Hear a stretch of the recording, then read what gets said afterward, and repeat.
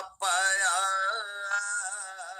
आसमानों में, जमीनों में, वो निकले मेरे जुल्मत खाने दिल के मकीनों में, वो निकले मेरे जुल्मत खाने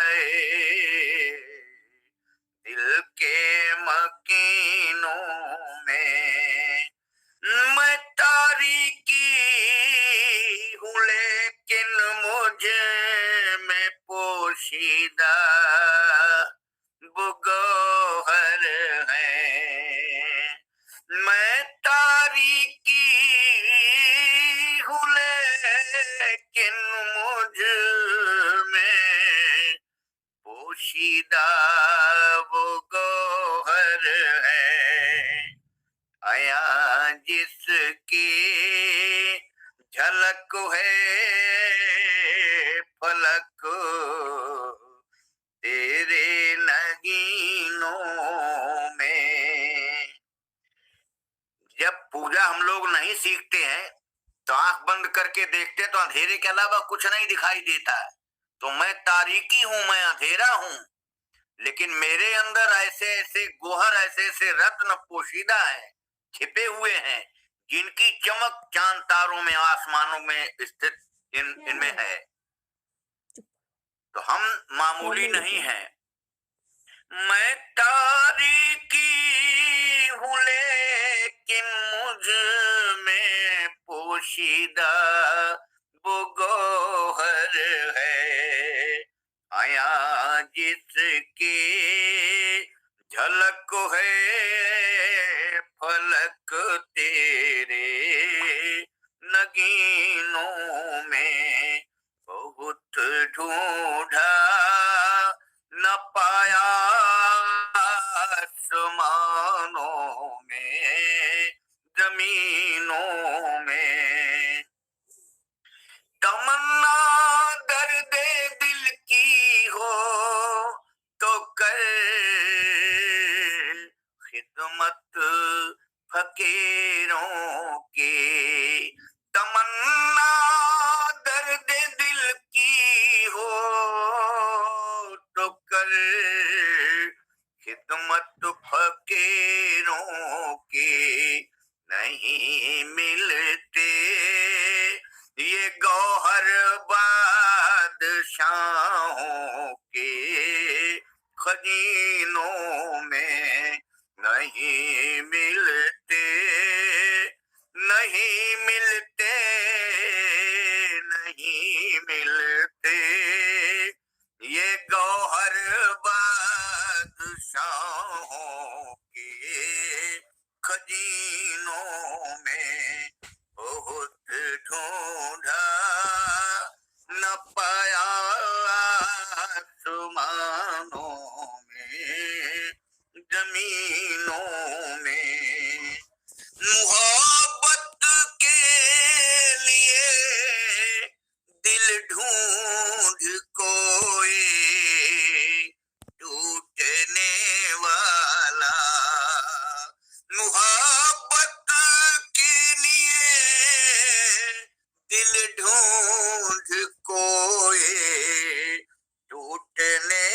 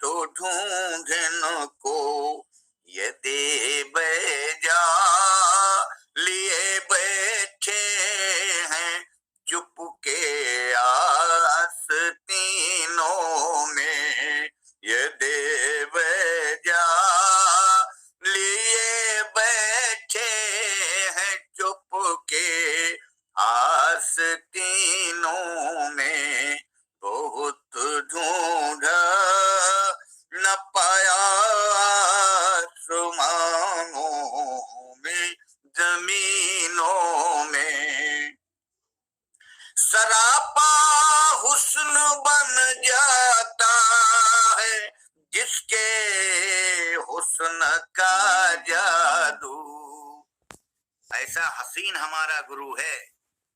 सरापा हुस्न बन जाता है जिसके हुस्न का जादू, भला है दिल हंसी ऐसा भी है कोई हसीनों में।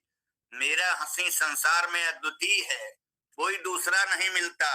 भला ऐसा भला ए दिल हंसी ऐसा भी है कोई हसीनों में, बहुत ढूंढा न पाया आसमानों में जमीनों में। खामोश दिल भरी महफिल में चिल्लाना नहीं अच्छा। खामोश दिल भरी महफिल में चिल्लाना नहीं अच्छा। अदब पहला करीना है मुहब्बत के करीनों में। अदब पहला करीना है मुहब्बत के करीनों में, बहुत ढूंढा न पाया आसमानों में जमीनों में। वो निकले मेरे जुल्मत खाने दिल के मकीनों में। भाई साहब जी को चरण स्पर्श। इस गजल का जो अभी ये स्टेंजा हमने कहा सरापा हुस्न वाला, वो किसी किताब में नहीं मिलता, किसी ने पूरा सुना नहीं था, लेकिन हमको मिल गया तो बहुत अच्छा। इसका इसमें तो बहुत बढ़िया सार है, किसी संकलन में नहीं ये है, क्योंकि ये शकील बदायूनी गजल है, हमको मिल गई तो ये स्टेंजा हमने इसमें रख लिया थी। भाई साहब यदे बैजा के बारे में क्या है, बता दो थोड़ा। है? यदे बैजा इसमें आया, ये क्या है, थोड़ा बता दो। यदि बैजा की कहानी है हजरत मूसा साहब की। वो जब पैदा हुए थे तो उस समय जो है वो वहां का बादशाह जो था यहूदियों का, उनके भांजे थे, वो उनकी बहन का लड़का था, लेकिन वो जो है बहुत दुष्ट प्रकृति का था। तो उनको किसी ज्योतिषी ने बता दिया कि ये जो तुम्हारा पैदा हुआ है, बहन का लड़का जो पैदा हुआ है, यही तुम्हारी मौत का कारण बनेगा। तो उसने कहा कि तब तो इसको मरवा देना ठीक है। तब ज्योतिषी को थोड़ी दया आ गई और उसने ये कहा कि हुजूर ऐसे ही मरवा देने से क्या फायदा, एक परीक्षण है, क्या परीक्षा है, अगर उसमें वो सिद्ध होता है तब फिर वो खतरनाक होगा। अगर उसको जानकारी इल्म है, जैसे बच्चे पैदा होते तो उसको ना आंख का पता है ना किसी का पता है, वो तो जब होगा तब होगा। तो अगर साधारण बच्चा होगा तो उसको जो आंख का कोई ज्ञान नहीं होगा, तो उसके सामने एक आंख का गोला ले आइए, अगर वो हाथ नहीं रखेगा अपना, इसका मतलब वो जान रहा है, तब वो बच्चा खतरनाक है आपके लिए। और अगर उसने हाथ रख दिया, इसका मतलब वो नहीं जान रहा है, वो साधारण बच्चा है, उसको आग का नहीं पता। अब वो जो उसकी माँ थी, जो है उसकी माने उसकी बहन जो थी, वो बहुत परेशान थी। तो उसने ईश्वर से प्रार्थना की, अल्लाह से कि अल्लाह बचाइए मेरे बच्चे को। तो जब वो दरबार में लाया गया गोला, माँ को बुलाया गया, बच्चे को लेके आई, तो भाई उनको जानकारी थी, उन्होंने हाथ नहीं रखा। अब इस दौरान उसकी माँ को जो है बहुत कष्ट हुआ, अंदर से बड़ी प्रार्थना की, हे अल्लाह, ऐ अल्लाह इसकी जान की रक्षा कर। तो अचानक क्या हुआ, बहुत तेज आंधी आई, जिसमें धूल और गर्दा सभी थी, सबकी आंखों में भर गई। और जब अंधेरा हो गया तो माँ का जो ममता जो थी, उसने जबरदस्ती हाथ पकड़ करके रख दिया उसके ऊपर, गोले के ऊपर, आग के गोले के ऊपर, जिससे सिद्ध हो जाए कि बच्चा साधारण है।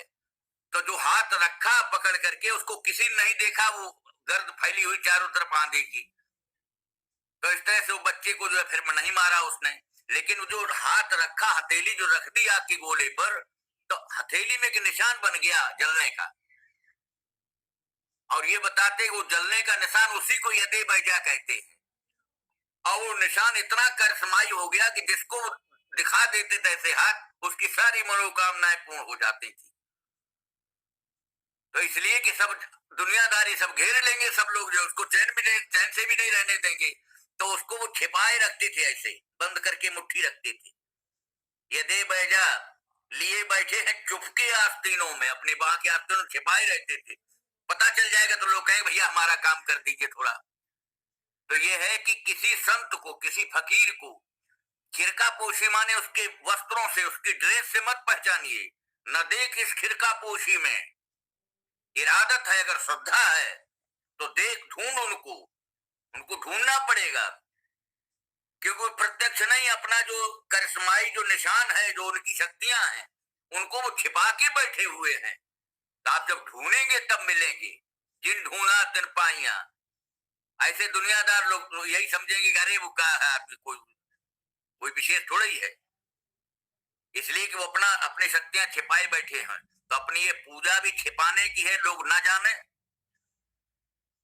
गुरु की कृपा से जो शक्तियां आपको मिल रही हैं उनको भी प्रदर्शित मत करिए, कोई करिश्मा मत करिए, अपने आप को प्रकट मत करिए, थोड़ा खामोश रहिए, वही इसका मतलब है। तो यदि बैजा माने वो निशान जो उनकी हथेली पर था, तो केवल उन्हीं की बात नहीं, जिन फकीरों के पास, संतों के पास शक्तियां हैं, उन शक्तियों का वो प्रदर्शन नहीं करते हैं। जिनकी इच्छा है कुछ जानने की, कुछ पाने की, उनको ढूंढना पड़ता है, मेहनत करनी पड़ती है। तो चलिए इसके बाद मिश्रा जी अब आप ही सुना दीजिए।